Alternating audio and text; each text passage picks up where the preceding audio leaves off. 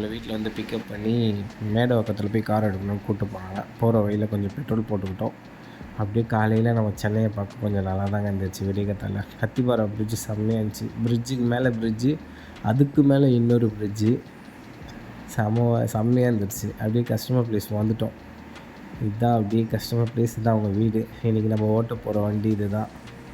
கொஞ்சம் old model வண்டி நல்லா தொடச்சி பக்காவாக ரெடி பண்ணிட்டோம். தொடச்சி கிளம்பிட்டோம். வண்டி ஃபுல்லாக பைக்கு ஆட்டோலாம் விட்டுருந்தாங்க. அதெல்லாம் தாண்டி எடுத்துகிட்டு வரதுக்குள்ளே கொஞ்சம் இதுவாகிடுச்சு. மெட்ரோ டேங்க் டமா அப்படியே மெட்ரோ ட்ரெயின் கூட ரேஸ் போடலாமான்னு பார்த்தேன். பைபிள் நம்மளோட ஸ்பீடாக போகிறான். அவனுக்கு ஒரு டாட்டா சொல்லிவிட்டு அப்படியே வந்துவிட்டோம். அந்த திருமலை சேக்கிட்ட இருக்குது இந்த ஹோட்டலில் சாப்பிட்டோம். மசால் தோசை ஆர்டர் பண்ணியிருந்தேன். தோசை நல்லாவே இருந்துச்சுங்க, சூப்பராக இருந்துச்சு. சர்வீஸ் தான் கொஞ்சம் மோசம்.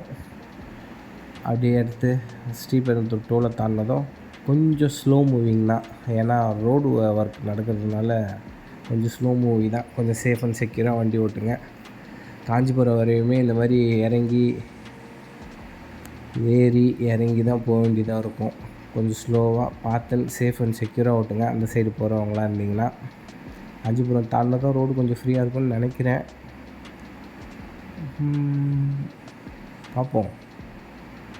அவ்வளோதான். காஞ்சிபுரம் தாண்டினதும் சொன்ன மாதிரி ரோடு கொஞ்சம் கிளியராக தாங்க இருந்துச்சு, ஃப்ரீயாக தான் இருந்துச்சு. சல்லுன்னு வந்துட்டோம்.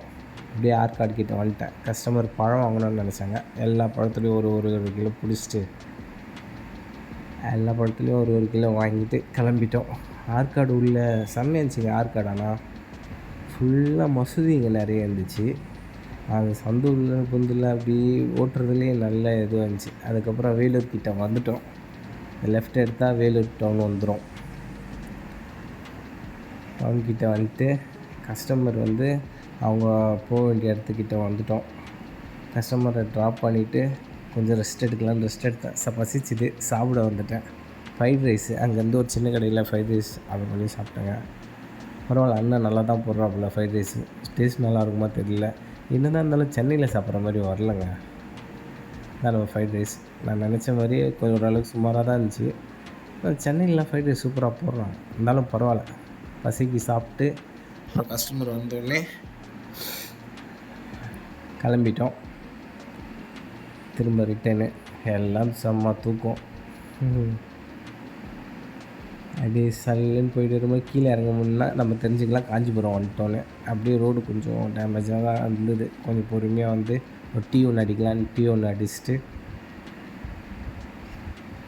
டீ நல்லா இருந்துச்சுங்க. அப்படியே கிளம்பிட்டோம். ரோடே நல்லா இல்லை, இருந்தாலும் டோலை தாண்டினதும் செம்ம டிராஃபிக்குங்க. சரியான டிராஃபிக்கு. நின்று தான் போச்சு. இங்கேயே எனக்கு ஒரு 3/4 ஹவர் ஆகிடுச்சு. அப்படியே தாண்டி அப்பாடா தப்பிச்சிட்டோன்னு நினைக்கும் போதுக்கு திரும்ப டிராஃபிக். மீண்டுமான்னு தோணுச்சு. டியூட்டியை நல்லபடியாக முடிச்சுட்டு கிளம்பிட்டோம்.